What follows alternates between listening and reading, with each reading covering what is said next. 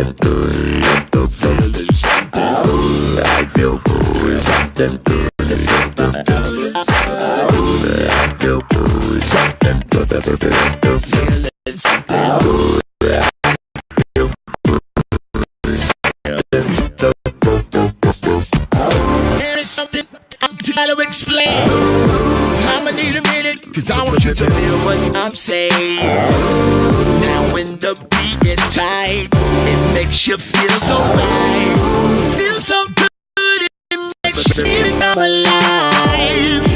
Baby, baby, baby, you don't have to worry. You don't have to worry, baby. All I'm talking about is feeling something good inside. I feel something's turned the music up now. I feel something good inside.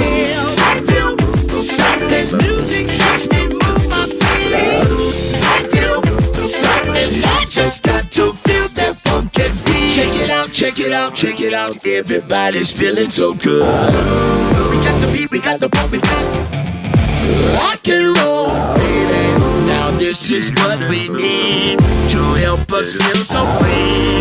It's time to take this joy bomb all around into the street. Baby, baby, baby, you don't have to worry. All I'm talking about is feeling something good inside.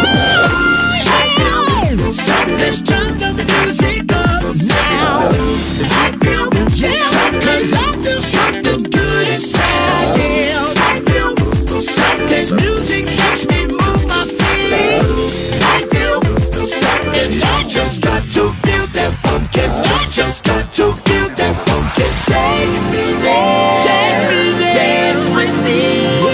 This melody sets me free. I feel something's turned the music up now. I feel, cause I feel something good inside. I feel something's music makes me move my feet. I feel something. I just got to feel that.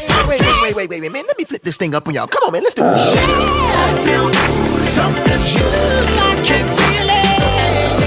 I feel something. I can feel it in my head, feel it in my feet, feel it all over me. Don't you feel it too, baby? Don't you wanna dance? Come on, dance. Get up, get up, get up, get up. I just got to feel that something. I just got to feel that something. I just got to feel that something.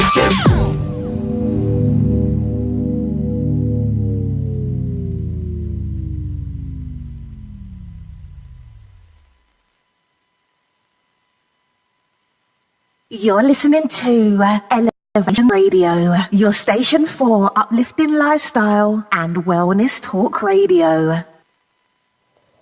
Views expressed on shows are those of the host, guests, and callers, and not necessarily those of the station, its management, or other advertisers. Use of these shows and all services provided therein are for personal use only. The Elevations Radio Network holds no responsibility for the validity or accuracy of information on these shows.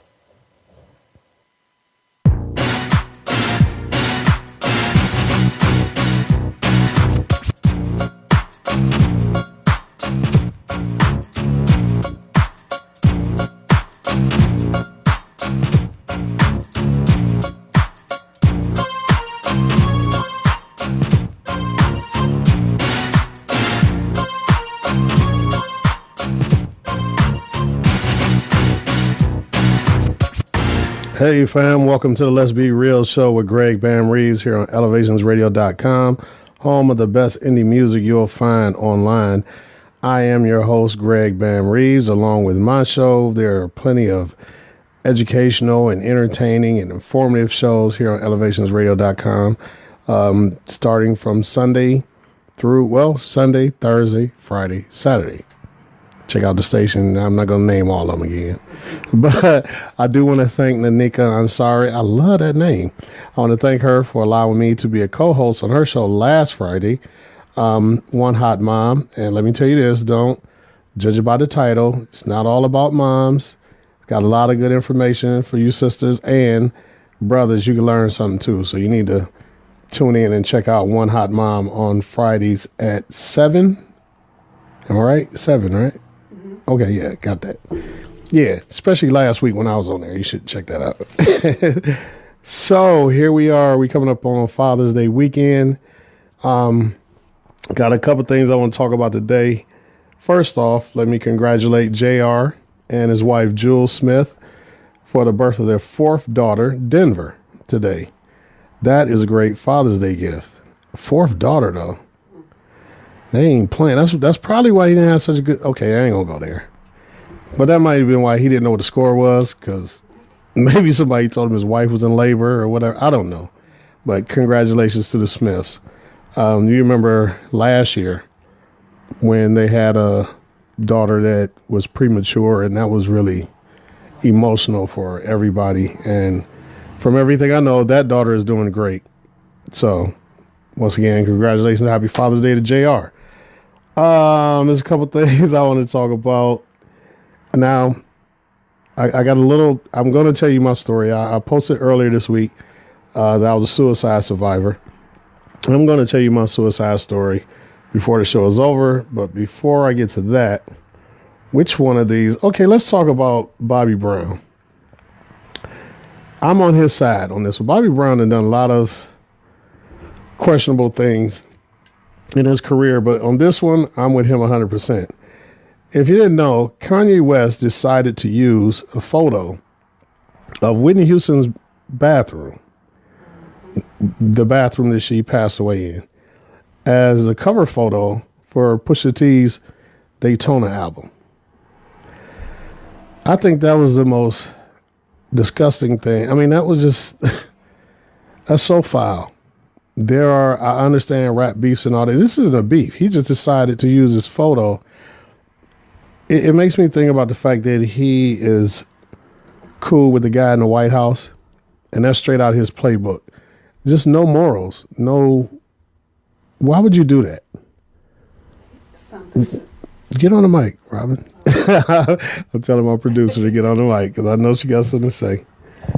I think, it's just something to create buzz, something that he thought was going to be... What's happening in my stand here? Mm-hmm. Something that he thought would create the frenzy that he wanted to create. Yeah, but that's just lack of respect. Yeah, total when you're self-involved. I ain't gonna say narcissistic because I don't want to throw out diagnoses and people quote me on it. But when you're self-involved, then I'm just gonna hold this because something's going wrong. Okay. When you're self-involved, you just kind of don't think about anybody else and how that might affect anyone else. You don't have a respect for anybody else's name. When you think your name is above everybody else's name, why would you respect the legend of Whitney Houston? Right. And, he's just thinking something artistic, a big artistic statement. Right. But the fact that you had to go pay a paparazzi for $85,000, some media person that money, you knew that you couldn't go to the estate and ask for that picture. You had to go to whoever. You sought out that photo. Right. So. And I'm just trying to figure out. That's just so wrong to me. That's just so wrong. I mean, it's as if nobody's still hurting. Right. From her passing. And now you want to put on an album cover. But that's going to be around forever. Like I said, I like Bobby Brown's response. It was just like any other uncle probably would have responded. He said he needed to be slapped around. And I'm just the man to do it. Right. That's Go right. ahead, Bobby. Speaking of slapping, Jamie Foxx has been accused of sexual assault from 2002. He allegedly slapped a woman in the face with his penis. Now, there's been conflicting reports. One said that she had to go to the hospital the next day. The other said her friend who witnessed it had to go to the hospital the next day. Now, when I first heard this, that they had to go to the hospital, I'm like, wow, Jamie must be strapped. I mean, then they said, well, she had to go to the hospital for trauma. Really? The emergency room. There's no reports from 2002. She said the Me Too movement prompted her to do. Well, I don't want to say it that way because that sounds like somebody told her to do it. She was encouraged or influenced by the Me Too movement, right? Whatever. This is getting out of... See, this... the problem I have with stories like this is it takes away from the real Me Too victims. And... Well, he's retaliating with a lawsuit. He says, you're not about to drag my name like that. No, that did not happen. And I mean, how proximity wise, like, I'm trying to think. I mean, so okay, I don't want to be too graphic because this is Elevations Radio and we don't go there. But I gotta say this though. You can be vulgar. You can be graphic. Right. Vulgar. So he's holding it, trying to get her to do things to it. And when she says no, he slaps her with it. So but she ain't traumatized by the penis in her face. No. She's only traumatized when he slapped her with it. Oh my goodness. Jamie, I'm on your side, my brother. You're the most talented man in America. And not saying that it's okay if you did do this, but I'm just saying this is absolutely ridiculous. That was 16 years ago. But he wasn't worth as much 16 years ago as he is now. Now he got an Oscar and... I wanted to see it. I ain't want to be with it. I'm trying to figure the logic out. I don't... I'm gonna kill Greg. Excuse me. Yeah, I just wanted to look at it. I just wanted to see I had to go to emergency when you slapped me with it. How do you? What do you say in emergency? Jamie Foxx slapped me in the face with his penis. I need help. 16 years ago. Yeah, that's absolutely ridiculous. For that type of trauma, you don't go to emergency room for. You go see a therapist. You might go to a psychologist. That's what I'm saying. When you go to the emergency room, what's your problem today? I mean, when you go to the emergency room, you go to the receptionist, say, what can we do for you today? What's the problem? She wanted some documentation. My jaw hurt. This is all prep for a lawsuit. You want documentation? But they didn't get any. They said there's no police reports, no reports from 2002 that this ever even happened. Right, because she didn't go then. She went to emergency now. She went now? Yeah. Oh, that's even worse. That's the way I understood it. Maybe I misunderstood, but I thought she... So let us know on the Facebook Live. Did she go then or now? I think she went to emergency now, to the hospital now, because she's being encouraged by the Me Too movement to feel like she need to tell her story. But why would you go? I don't get it. You walk into emergency, there are people in there stabbed, broken limbs, caught on fire. You just walk up there like, I got slapped in the face with a penis. 16 years ago. Phone lines are open at 440-252-0518, 440-252-0518. Anybody out there, if you know if she went to the hospital this year or 16 years ago, call us up, let us know so we can get some clarification. I don't know this woman's name. Don't want to know her name. I wouldn't give her that kind of airtime anyway. I mean, if it's an iffy story, and I don't want to sound like I just discredit women in their stories, because I don't. Exactly. I hear trauma stories every day for a living. Mm-hmm. I'm just trying to figure out. So you was okay with it in your face, but not getting slapped with it. Because that's not the complaint that he exposed himself to me. See, right. That's what I was about to say. Now, if this was a Charlie Rose, Harvey Weinstein situation where they're just randomly exposed themselves, she said nothing about that. But he slapped me with it. And that's too far. Yeah. What you can put it all up in my face, but you're not going to slap me with it. Just because I said no. That's just so. And I read another story where Jamie admitted being close to having a situation where he was at a party. I don't know if he threw the party or it was P. Diddy's party. Puffy. I don't know what to call that, man. Sean Combs. Anyway, they're at a party and Jamie brings two strippers. This is young in his career, early in his career before he was real big. And I guess he turned around and one of the women had disrobed. And I believe he said they did do something.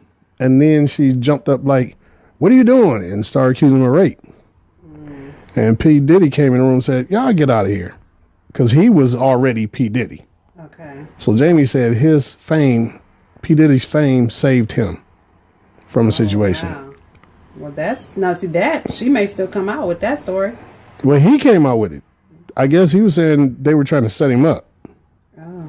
The way he described it. I don't sound like a setup to me. So But, yeah, I don't know. I don't. That's an iffy one. yeah, that's iffy. That one, he ain't gonna make the brush under the rug. But Right. this one, I mean, you just can't. I just can't understand how you can get assaulted. Miss, whoever you are, if you truly are traumatized, I apologize for my laughter, but that is an absolutely ridiculous story, and you probably should have kept that to yourself because you Maybe he poked her in the eye. yeah. No, that could have been it. You know, I don't think he busted her lip. She ain't had no injuries, so yeah. But anyway, moving on from that, Bill Cosby. Well, this is more about Camille. Okay. She is thinking about divorcing him now. Is she thinking about it or is she going through it? I thought she was going through it. Well, it's conflicting reports. His publicist says it's not true. She's not doing it. But she's selling off a lot of their stuff. Because he is living in Pennsylvania, I believe, while he's awaiting sentencing. He's living in Pennsylvania. And she's sold their private plane, couple of properties. And this is confusing for me. Now they've been married 54 years. If she's going toward divorce, why is she selling everything off now? Wouldn't you want to wait? Maybe. And get that in the... Maybe. There's no way she could lose in a divorce case. Before the civil cases come. Oh, okay. That makes sense. Maybe. I can see that. So she can walk away with her cash. Yeah. And be set before the civil cases come and strip her dry. Maybe that's where she. Yeah. Okay. That makes sense. And I really, of all these stories that have been coming out recently, I feel the most for Camille Cosby. She has stood by her man, like I said, for 54 years. And I'm sure she was aware of some of these things that was going on. And they've lost 2 children. One recently, a daughter recently, a son years ago. And she's endured a lot. And in the end, her husband may be going to jail for 30 years. Well, sentenced to 30 years. And if she's walking away, rightfully so. I mean, she done been through it. Yeah. I mean, your husband, by law, has sexually assaulted several women. Yeah. And then you, not taking those into account, cheated on you like crazy, so bad that you've been dragged through the mud. Mm-hmm. Your name, if she done with it, she done with it. Yeah, I couldn't argue with that at all. I mean, do your thing, Camille. And she's a beautiful woman, always has been. And but I shouldn't have said that, because that was implied that because she's a beautiful woman, like this shouldn't happen to her. And that's not what I mean. We had a show months back where someone said that I asked a question: if you were cheated on by someone ugly, would it matter? And they said yes, it would matter. Well, this woman that Bill Cosby's found guilty of looks kind of manly. And so looks really has nothing whatsoever to do with it. She looked better back in the day, but... No, I've seen pictures of her back in the day. She looked more like John McEnroe back... Okay, I shouldn't have said that. That was wrong. But at the end of the day, like, I'm just reflecting on the whole Hollywood culture of that time. Mm-hmm. And I remember seeing a video with Eartha Kitt and how she was talking about how, while she was single, and how the black men wouldn't date her, like Harry Belafonte, Sidney Poitier and stuff, because, she was black, and they said, you can't do nothing for me. I need a white woman or whatever. So that's why they were dating white women. And so then here you got Bill Cosby, who you thought was, here's he's the black father of America, or whatever. He's got Camille. We're like, oh, look at the black couple. All the while, he was probably throwing up all these white women in her face for all them years.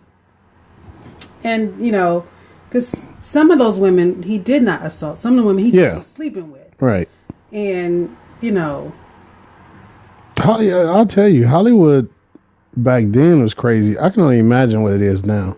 Because if you think about this cycle, you got like Rock Hudson, who was the man of Hollywood. He was idol. You know, every woman wanted him. They set up a fake marriage because he was in the closet, which we didn't find out until his death. Oh, wow. When at first they said it was cancer. That was the first time I heard the word AIDS. Was shortly after Rock Hudson died. Wow. For the longest time, they called it cancer. And everybody in Hollywood knew he was gay. So you got the starlets, and all the men were closet gays. So here comes the Jim Browns, the Bill Cosbys, the Fred Williamsons, these black studs. Right. And they're getting them, and then they're neglecting the Judy Pages, you know what I'm saying? So you got this cycle that's just kind of like crazy.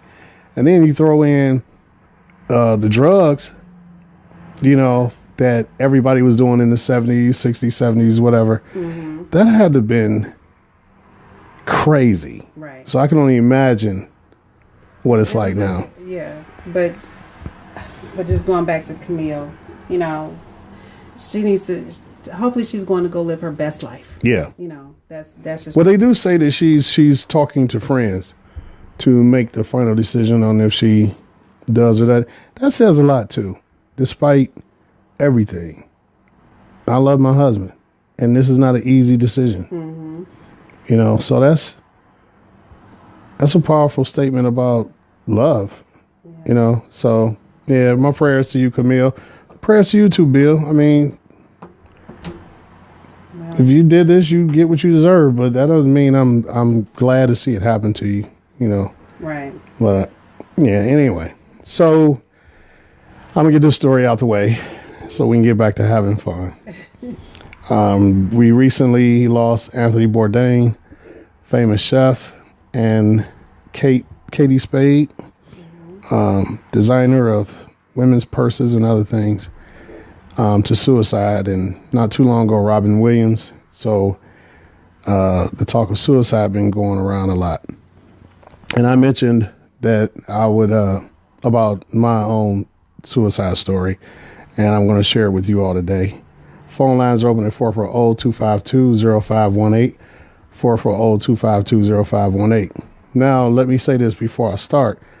I am not a professional. I'm not a mental health therapist, psychiatrist, psychologist, none of that. My producer is. Hello. So what I'm telling you now is coming straight from a regular, ordinary guy from the street, and what happened to me. It's funny because growing up, I always thought I was like the happiest kid in the world. I was just a little chubby, big afro kid that just loved to have fun.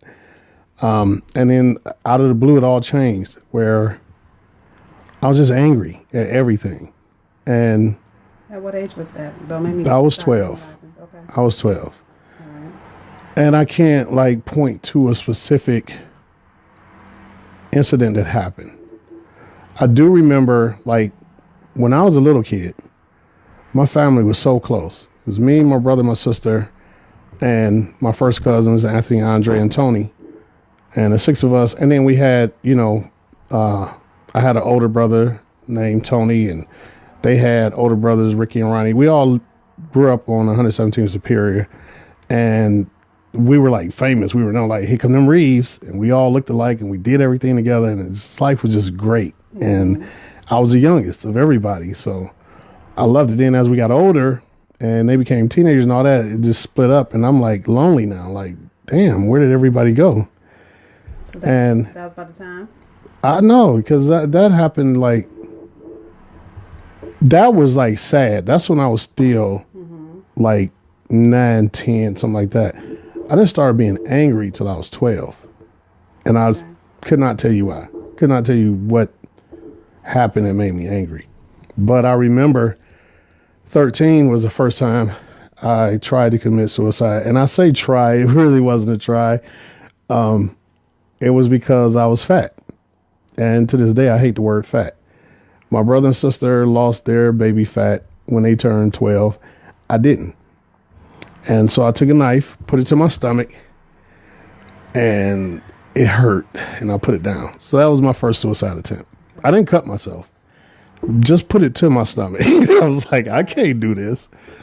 It was like I wanted to die, but I wasn't about to stab myself. Mm-hmm. Then again, when I was 15, a girl broke up with me.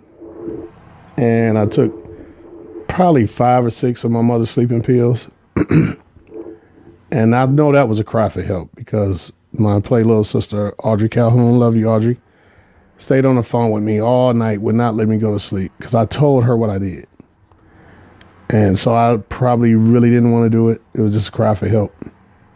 And she kept me on the phone so I wouldn't go to sleep. And I still, in my mind, she saved my life. But the one really, when I really did it for real, I was in the Army. I was 19. At this point in my life, I didn't get mad at people. I got mad at myself. I blame myself for everything bad that happened. Like even to this day, something bad happens to me, I'm like, it's my fault. I don't blame other people. So at this point in my life, my girlfriend at the time, she had cheated on me and broke up with me while I was in between going from basic training to AIT. I got engaged to somebody that I wasn't ready to marry. I did it because, I don't know, everybody else around me was getting engaged and married, and I'm thinking I should too. It's just like, it just felt like I made bad decision after bad decision, and I felt like I didn't have anybody. You know, my brother and sister and I, we weren't close anymore. I didn't think enough about my mother. Mm-hmm. It was really, I was being selfish. Mm-hmm. Still doing it. Is it this? Yes, that's right. So, one night I took about 40 pills and drank a bottle of Robitussin and a bottle of NyQuil. I was writing a letter. This young lady had a baby that everybody thought was mine. He wasn't. Me and her had never even done anything. But when he was born, he did look like me. And she named him Greg. Okay. And everybody thought he was mine, but he wasn't. And I was writing a letter to him, apologizing for what I was about to do. Okay. And as I'm writing the letter, I started getting sleepy. Next you know, I'm just scribbling on the paper. I just said, forget it. Put the pen down, crossed my arms, asked God to forgive me, and I went to sleep, hoping I wouldn't wake up. I woke up. All I saw was white. I'm like, I made it to heaven. Then I realized, of course, that the walls in the room was white, and I hadn't gone anywhere. But I immediately started laughing. I felt so stupid because for the first time in my life, I felt like God had a purpose for me. He didn't even allow me to get sick. Nobody even knew what I did. I didn't have to get my stomach pumped or nothing. The odd part was my roommates were like, dang, Bam, we thought you was dead. You wasn't snoring or nothing, like you ain't even move. And I laughed even harder, like I was supposed to be dead. That was the plan.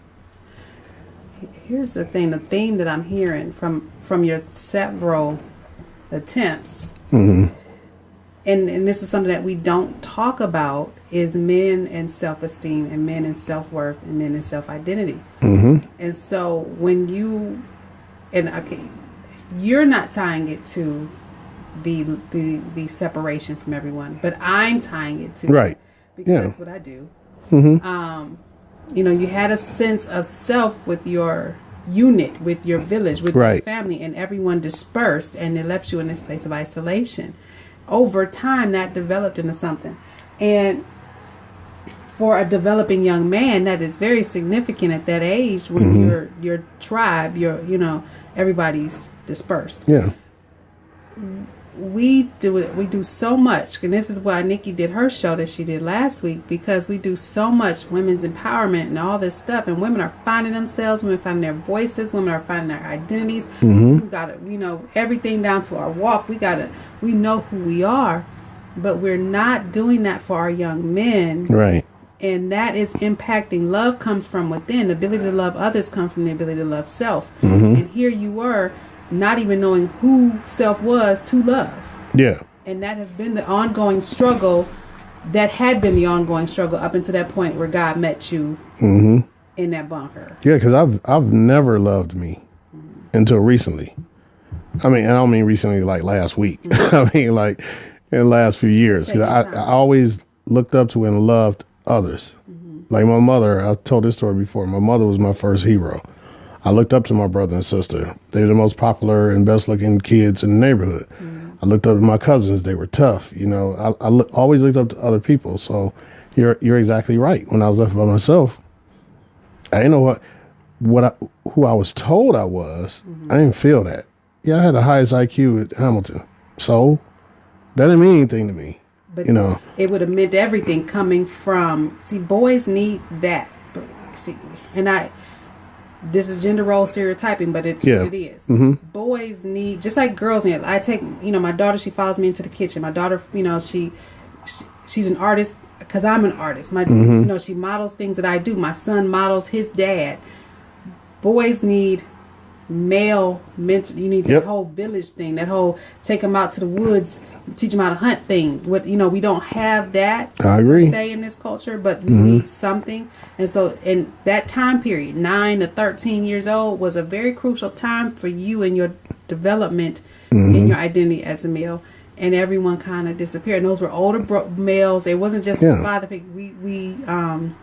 We underestimate male relationships abroad. We put so much, we talk bad about daddies, fathers, and fathers ain't there. But what about uncles, big brothers, cousins, and all that? All of them play a big role in the development of the boys and girls. And so that was a very key time for you. And you were, people might have, other teachers, but a lot of times our teachers when we were in school didn't look like us. Yeah, right. We had people telling you, you're great, you're awesome. And it doesn't mean as much coming from outside people. Yeah. You needed it. And my family was very small. My mother was the only child. My father only had a twin brother, so I didn't have a bunch of uncles and aunts. Never was really very close to my grandparents. They did their own thing, right. Right. So for me, it was my siblings and my cousins. For them, I'm just the youngest. Because I'm 3 years behind my brother, who was a year behind. You know what I'm saying? I'm like, 3 years when you're a kid is like 10 years. You know what I mean? As you get older, 3 years ain't nothing. But so I was left. And then all of my friends, they had their mother and father together. And my mother did her best to keep me around males. She got me involved in all kind of sports, played baseball for 10 years. I was on the football team, all that stuff, and I was around my friends and their fathers, but I didn't really get to learn and see what it was like, you know what I mean? So, but let me finish this part of the story. After I laughed at myself for making this attempt, I promised God, because I knew it was him. I didn't even get sick. I just had the best sleep of my life, and I promised him, I said, no matter what, I would never get to that point again. I'm going to do whatever it takes to not ever have those kind of thoughts. And I still battle with depression. I may always battle with depression, but I got a lot better control of it. The thought of suicide never even enters my mind anymore. And when I hear that word, I feel so much for those people, because I'm telling you, I thought about it on a daily basis from like 13 to 19 every day. Like, how can I do this where it won't hurt? Because I didn't want it to hurt. And when I discovered pills, I'm like, yeah, that's it. But it was like always a thought, always. So I just want to say, I know this might not work for everybody, but for me, God saved me. Jesus Christ saved me. And I thank him every day for that. And it'll never happen to me again. But it's you look at some of these names you hear, especially recently. Robin Williams is the one that really got to me. You look at these people from the outside, and you're thinking, how could that person? You know, it doesn't matter. You still think of the last word, person. It doesn't matter how famous they are, how rich they are. Bally's. Remember the pinball machines that Bally's made? The son, the heir to that, he committed suicide way back in like the 80s or 70s or something. I don't remember. But so it's not about money. It's not about your station in life. None of that. It's you being a person, and you get caught up in your own thoughts. You get to that point where you don't see anything positive. All your mind sees are the negatives of your life. And there's so many positive things. Just the fact you woke up. And let me say this, because, you know, for clarification, a lot of people think that you got to be depressed in order to have suicidal thoughts. Right. You don't. Or you got to be like feeling pitiful, or you got to be self-loathing. Some people have intrusive thoughts, and what intrusive thoughts are, they're thoughts that just come into your head, just like, why don't you just run this car into the wall? Yeah. Just out of nowhere, and it's a very intrusive, very persuasive thought. So and the reason I'm telling you this is because people, when you're uneducated, we say uneducated things in response to stuff. So somebody may come to you and say they're feeling a certain way, and you just say, well, you just need to pray about it. If you've never had experience an intrusive thought or even a hallucination that might be telling you to do something. I had a client when I was still an intern where a voice came out of nowhere and told her to push her babies under the water in the tub. Now she didn't, but right, and it scared the mess out of her. She, I need some medicine. You know, like what's going on when you don't understand and she was a believer, and it, you know, because I know some people are like, oh, that was probably a demon. You know, there's a difference, and I don't want to even get into the whole theology of that, but there's a difference. But you know, there's so many nuances to this mental health thing, and so we have to be very careful when we respond to people and what they're dealing with, when you don't really know what's going on in their heads. Right. Sometimes it is the medicine that they're on. I had some clients with that issue, and I have to tell them, you know, it's the medicine. It's not you. Sometimes it is their whole body makeup. That, you know, you have a thyroid condition or a stroke or diabetes and stuff. All that throws off your brain chemistry. Right. So we have to be very careful to not be insensitive. And like you said, it worked for you because you had a spiritual encounter. Right. It changed your perspective of how you saw yourself in this place on this earth. And that changed how you approached life. But for somebody else, they like, let me see Jesus. That's right. That's why I always preface that by saying this is what happened to me. I wanting to see Jesus is all they want. So okay, I'll take that. Let's go. That won't be the convincing factor for them. Right. So, you know, I say that every day. Like when people say, "Thank God, we woke up this morning," I'm like, some people are cursing God that they woke up this morning. I want to be you know, with you. right? Yeah. So. Phone lines open at 440-252-0518. We can take a break. And yeah, we're going to take a quick break, and we're going to get back to some more positive things. We're going to talk about Father's Day and Baby Daddy Day and that phrase, period. So we'll be back in a second, y'all. Oh, wait a minute. Okay. Okay, we'll be right back with some more Hi, Let's this Be is Real. Nina Hunt from Los Angeles, California.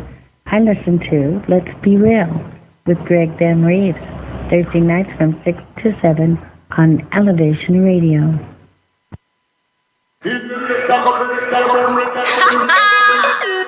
Some gal out of my league. Yes, them out of my league. The truth I gonna hurt them. You see me, Jimmy Choo, it brand new. Brazilian, ask me a few. Vera Wang, a fake couple grand. Lame girls stand up, cause this a hot gal song. When we a shop overseas, them a shop overlays. Gucci perfume, while them wear for breeze. When them a hype over, that's a the lace. That's a the lace, that's a the lace. No depend on man, them spend them own money. Have them on a pop and they live with mommy. Hot girl sensible now in a dummy. My style of them bummy, dummy. Anything my want, my buy that. I know we no shopping about that. Try that. Sale and discounting, yo, me deny that. Snap. Credit card, my swipe that. So tell a girl you're not cheap. The man not go wire, cause you ever look neat. Some say them a wifey, the material is cheap. And girl walk out, crocus back, take a seat. While we a shop overseas, them a shop overlays. Gucci perfume, while them wear Febreze. But them a hype over, that's a delays. That's a delays, that's a delays. Jimmy Choo, it brand new shoe. Brazilian, ask me a few shoe. Vera Wang, a fake couple grand shoe. Them gonna sign up cause this a hot girl song. When we a shop overseas, them a shop overlays. Gucci perfume while them wear Febreze. But them a hype over, that's a delays. That's a delays, that's a delays. No depend on man, them spend them own money. Have them on a pop and they live with mommy. Hot girl sensible now in a dummy. My style of them bummy, dummy. Anything my want, my buy that. I know we no shopping about that. Try that. Sale and discounting, yo, me deny that. Snap. Credit card, me swipe that. So tell a girl you're not cheap. The man not go wire, cause you ever look neat. Some say them a wifey, the material is cheap. And girl walk out, crocus back, take a seat. While we a shop overseas, them a shop overlays. Gucci perfume, while them wear Febreze. Where them a hype over, that's a delays. That's a delays, that's a delays.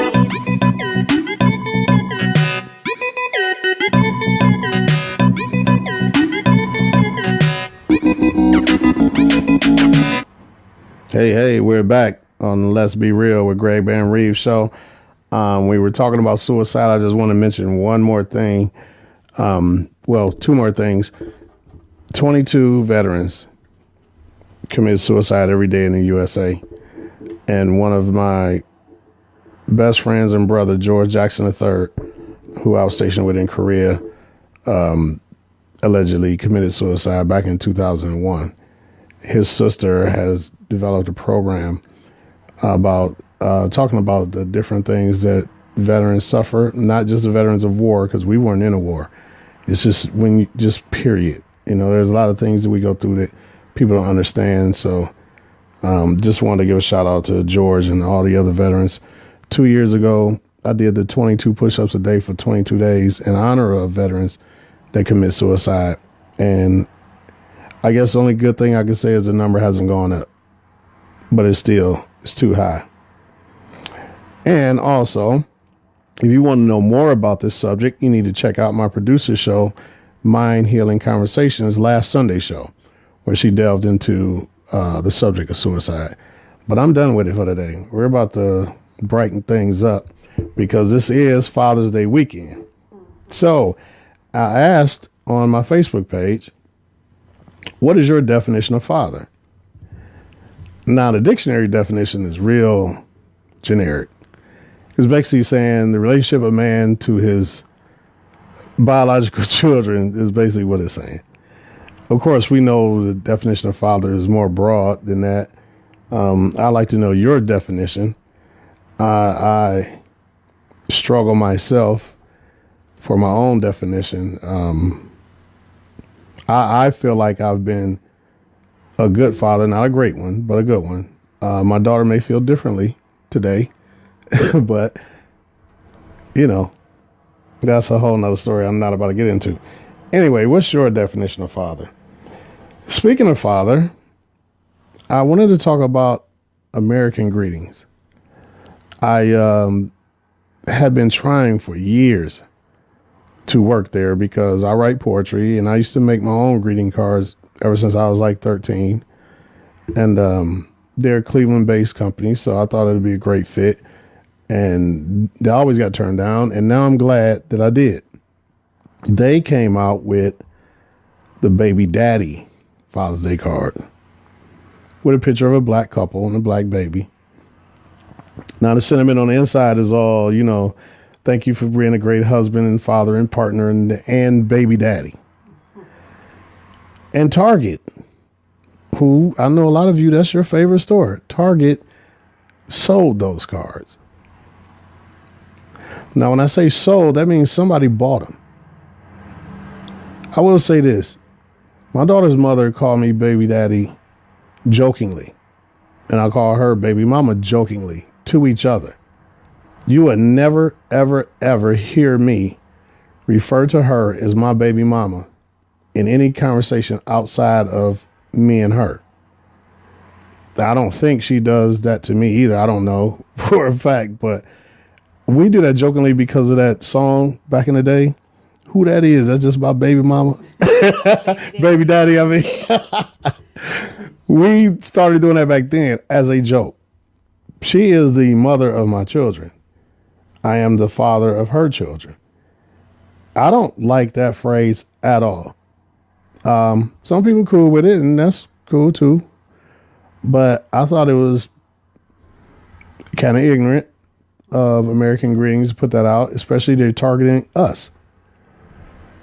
They are targeting us with the baby daddy cards. Mm-hmm. I think it, we're like, why is some of these things missing the cutting room floor? Yeah. Why is stuff not getting cut before it makes production? And I think that, and I think the younger generation of black people aren't as aware. Mm-hmm. And they're who's working nowadays in these environments. They're unaware. I wouldn't even be surprised if it wasn't a black person who might have proposed the idea. I was just about to say that. And somebody in the article said there probably wasn't a black person in the room. I disagree. It was probably a black person's idea, and they were happy to say, "I'm glad he said it. Mm-hmm. Let's roll with it." And now they have to, and now it's making them look bad as a company because they're thinking, "Well, this was endorsed by," and because when I look at some of the, we haven't taught the younger ones like they should have been taught their history, and understanding the respect that is there. So so much stuff is slipping through the cracks. We're like, why is this not? Who's letting this stuff through? Who's not? You can't tell me when you reduce not in the room in all these places. When you reduce the role father to baby daddy, let me. This is how they justify it. This is what it says on the inside of the card. You're a wonderful husband and father. That's implying that you're married. And I'm so grateful to have you as my partner, my friend, and my baby daddy. Happy Father's Day. They're trying to make it like okay to say baby daddy, when in our community, our culture, most baby daddies are just that. Right, because they didn't have the card with other cultures on it. It's just a black people. Okay, so and I didn't appropriation. No, and I didn't see a baby mama card either. Right. On Mother's Day. Right. So I want to know how you feel about it. Phone lines open at 440-252-0518. 440-252-0518. I've never been married, so I guess by community standards, culturally, I could be considered a baby daddy. I've never answered to that, been called that, and I don't like it. Mm-hmm. Whether she considers me a good father, bad father, indifferent, I am my daughter's father. I'm not a baby daddy. I'm like trying to toss this around from every angle. So like, okay, maybe it wasn't a young person. Maybe they just thought it's a term of endearment. They didn't know that, but it's. I think they probably thought it was cool, like McDonald's commercials with rap music at the beach. Black people at the beach listen to rap music, eating McDonald's. But this is what I'm saying. It had. You can't tell me they didn't ask a black person. Yeah. Before. Yeah. And I'm hoping that Blackish tackles this, because Anthony Hamilton is a ad exec. Anthony Hamilton. Huh? Anthony Hamilton. What did I say? Anthony Hamilton? Mm-hmm. Anthony Anderson. Yeah. Sorry. Mm-hmm. Hey, they close enough. The names, I mean, not them, but but he's an ad exec on that show, and that show is deep. It hits. It's funny, but yet it hits real deep in some subjects. I cannot get this thing to stop doing that. But let's just pull it back a little bit. Okay, so Yeah, but I hope they tackle that because I'm not sure people understand why that's so offensive. Are they trying to target the younger? Yeah, definitely the broken family. But are they aiming at a younger? Because I can't see 40, 50-year-old, even, well, maybe 30s, but 40, 50-year-olds buying baby daddy cards. But like I said, if Target sold them, somebody bought them. Right. Are there white folks buying them as a joke? Mm-hmm. I'm just wondering, like, who's buying this card? So, anyway, that's my rant about American greetings. I've asked people to give me their favorite father story for Father's Day. I've been trying to think of one. A favorite father's story. Father's story. You know, one of my favorite father stories right now is my father. I don't talk about it a whole lot. It's not everybody's business, but he's not well right now. But whenever I go to visit him, he has the biggest smile on his face, and that's okay with me. Mm-hmm. We haven't had the greatest history. After the passing of my mother, we've gotten a whole lot closer. And I smile when he sees me and he smiles.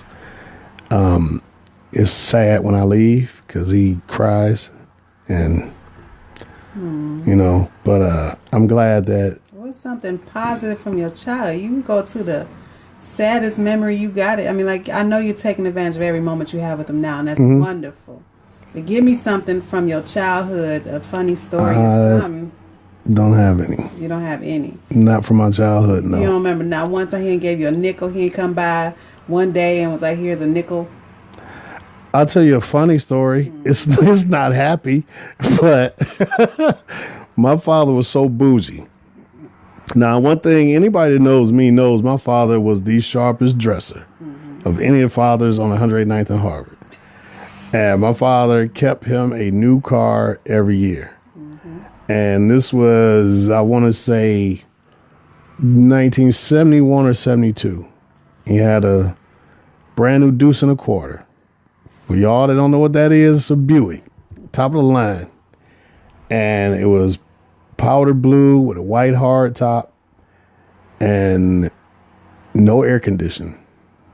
That's how most cars were back in the day. No, there were cars with air conditioning. But most of our cars was broken. Yeah. He couldn't have got that one with air conditioning because air conditioning was another, whatever, how much money. But he wanted people to think he had air conditioning. Oh, so see, my father and my brother, they can handle heat. They like it hot. Like they the type that might have the heat on in the wintertime. They like it hot. We're riding around, and it's like we come from church or somewhere because I remember having on a suit, and I mean it's like 90 degrees, and we ride with the windows up. And my brother and my father just sitting there. They just so cool. They got the sunglasses on, looking out the window, whatever. Me, my mother, and my sister are dying. I cannot. I told you I was a little fat kid. I cannot breathe. And my father just so cool. He leaning, Looking good. That's all that matters. If it was 90 degrees outside, it had to be like 350. I was done. I was literally well done by the time we got home. And that wasn't a funny story to me. Yes, it is. But it's funny. But people don't realize the memories. Is what you make of them. Mm-hmm. No, it was funny, but I mean, I'm telling you, we were suffocating. I mean, I wish I had a picture. You could see me and my sister in the back seat, and we just leaning. She leaning that way, I'm leaning this way, and we sweating, and my brother just sitting in the middle, like, like, man. And my mother, she fanning herself in the front. My father get mad, like, don't fan, because then people know we ain't got no air conditioning. Right. So my mother got to sit there and fake, like, I'm like, oh my God, look, can we hurry up and get home? Normally, you're a kid, you love to go somewhere. You love to be in the car. It don't make a difference where you're going. You just want to go somewhere. I could not wait to get out of that car. Struggle stories. It's okay. Yeah. It's okay to have a struggle story. Right. Embrace your struggle story. Yeah. That one was funny. That one was funny. And you know, I don't feel bad about. There's some things in my childhood I wish had never happened concerning my father, but for the most part, I don't dwell on that stuff. You know. The thing is you choose how you want to okay, that's a word we call reframe. Mm-hmm. Sometimes you got to reframe some of your memories, like that one with the car. Mm-hmm. That was a horrible memory as a child, but right now it's a funny story. And that's my favorite story to tell because it was hilarious. To know that about your dad, there is some things you got to take from that, and looking good. Mm-hmm. It was paramount to him, right? And that is something that he has probably instilled in you on some level. Mm-hmm. Like, you don't be walking out the house with your pants looking all raggedy, right? Yeah, like because you was his son. Now there are people that can look at it as he cared more about looking good than the welfare of his children. He wasn't gonna die. We wasn't right. we wasn't all like we wasn't all like that back in those days. We wasn't that soft and sensitive. It was just miserable. Like, can't wait to get there. Right now, he'd probably go to jail for that. Right. But then, you can't ride with the windows up. They was like, man, it's hotter down in Mississippi than right. Exactly. And but the thing was, we were dressed. Right. Like I said, I can't imagine my father going to church. I don't know why we had on suits. I just remember us being really dressed. Mm-hmm. Maybe he picked us up from church. I don't know. But suit and tie. And you can't like loosen your tie. No, you got to stay sharp because you know he got his family got to look good. Now my favorite Father's Day story, me as a father, was when I came home from prison in 2001. And my youngest daughter, who was 9 at the time, she took me to see Fast and Furious for Father's Day. She had saved up her money. And I remember her telling her older sister, like, I ain't got no money for you. And I'm asking Kiara, like, you got some money? She's like, nope. But she get in the car. I said, Kiara, I ain't got no money. I mean, I don't. I really don't have no money. She's like, okay. And she just sitting by, she just smiling. And we getting closer to the theater. And I just keep looking at the back seat like, I can't leave you in the car. Like, what you gonna do? Right. She knew her sister. She knew her sister had enough money for her. Kiana was trying to stay strong. Like, I ain't paying your way when we got there. She did. And that was great. That was like the only Father's Day gift I remember ever receiving. I probably didn't got cards or something before, but that one just stands out. I mean, that meant so much to me because they had a little thing where whenever they rode with me, Kiara, my oldest, was sitting in the front and Keanu get in the back. And whenever they rode with their mother, Kiana was sitting in the front, Kiara sitting in the back. And this day, Kiana sat in the front with me, and that was cool. That's my favorite Father's Day story. Well, I don't remember no Father's Day. Well, I don't mean, I have just memories, and I think one of my memories is my dad giving me his art set. That's art set. Yeah, he had I used to imitate Bob Ross. I had my watercolor. Yeah. A little like palette of 8 colors. Did you have an afro in the? No, I probably could have. I think I was relaxing my hair back then.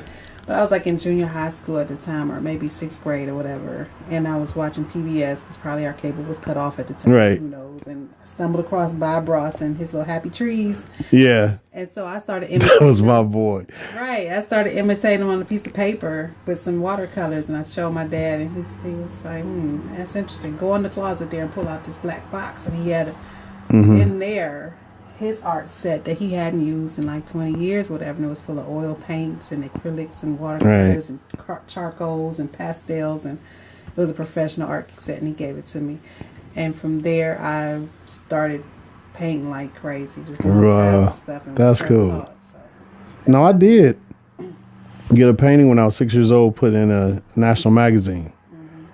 And to this day, I have no idea why I painted this picture. It's a picture of me and my father cutting the grass and my German Shepherd Duke in front of the house. I have no clue why I painted that because me and him were never close when I was a kid. Maybe there was and one time. it got put in a national magazine because I couldn't figure out why this got into a national magazine. Mm-hmm. And then when I got older, I realized the angles, like of the driveway in the house, a 6-year-old shouldn't know how to do that. Right. And that's how I got in there. But yeah, it was. There may have been a time you just don't remember that you cut the grass with your dad. You just don't remember. No, my father didn't cut grass. He was too pretty for that? Yeah. My father didn't. He owned one pair of tennis shoes. It was a pair of Chuck Taylors, brand new, that sat in our closet. Never been worn. And I think they were from high school when he was supposed to be on the basketball team. Don't knock your dad's flyness. Oh, no, I'm not knocking it. I am not knocking it. As a matter of fact, in honor of him right now, the new Superfly movie is out. And yeah, we went to go see the original Superfly when I was a kid. And it reminded me of my father. The cars and the style and the. Oh, your daddy was. Yeah. Oh, yeah. Shh. Okay. Yes, he was.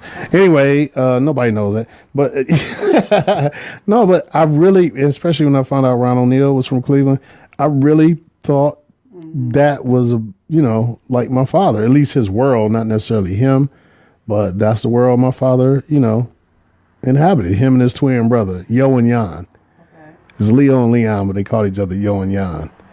So, yeah, that's another memory I got. Them brand new Chuck Taylors just sat in the closet. There's something you got to reframe your story, though. Yeah. I'm gonna give you homework. Okay. You got to reframe any memories you have. You have to reframe them to positive, unless it is really horrible. But reframe your memories into positive memories of your father. That's your homework. I mean, I do have some. It's just not a lot because I know. It don't matter. But see, you might start, and then stuff might come back to you a little bit. No, but you ain't gonna. This is the last time you're gonna get on the mic and have a memory of your memory. Gonna be the nursing home memory. That ain't gonna. Oh no, but that's a great memory though. No, it ain't. No, it ain't. It is. That's your grieving process, and we just not gonna do that on the air. Yeah, y'all see me getting analyzed on my show. Yep. That's what you get when you have a. Tell me to turn on the mic. Right, and that's what happens when you have a mental health therapist as your producer. So, but we got to get out of here. Right. And I hope you all have a wonderful, wonderful Father's Day. Not only just you fathers, but you father figures. Every year, I tell my best friend and brother, Luther Moss, Happy Father's Day. He has no biological children, but he has been more than a father figure to a lot of young people. And I love him. That's my brother. Happy Father's Day to all of you fathers, father figures, uncles, cousins, nephews, sons. I'll get a rib dinner. Anybody. Yeah, you know what? As a matter of fact, Sunday, if you know me and know my address, come on by because I'm going to have a grill. I'm not giving y'all my address. That's not going to happen. But yeah, I am going to fire up my grill Sunday. Okay. So come by and grab I only eat chicken and fish, but I'm going to probably get some hot dogs and hamburgers for anybody who wants to stop by and get one for real. Okay. Seriously. That's going to be my Father's Day gift to me and whoever stops by. Not ladies. You're welcome too, but I don't want to hear that. I'm a mother and a father. Crap. No. I'll show you some love anyway, because that's what we do. But I hope you all have a great weekend. Go and check out Superfly if you can. And pretty soon we're going to be announcing a couple things here. I'm going to have a Let's Be Real cookout. I'm not sure where or when, but stay tuned. I'll let you know. And also, we're going to try to get together Elevations Radio watch party for, what is the movie? The Black Ku Klux Klansman. That's not the name of the movie, but... Yeah, I forget the name. Or is it Black Ku Klux... Black Klansman? Something like that. Okay, it's a Spike Lee, Jordan Peele joint. I'm going to get the name and all that. That doesn't come out till August. We still whole radio station took out with the park or something. Definitely. Yeah. We had to put that together. Yeah. Elevations Radio about to elevate you all with some I get some grills. Okay, there you go. That's what I'm talking about. All she got that from her daddy. Anyway, as I always say, develop your hunger for knowledge and feed it. Pick up a book and read it. Set a goal and see it through. And always, always believe in you. Peace and love, fam.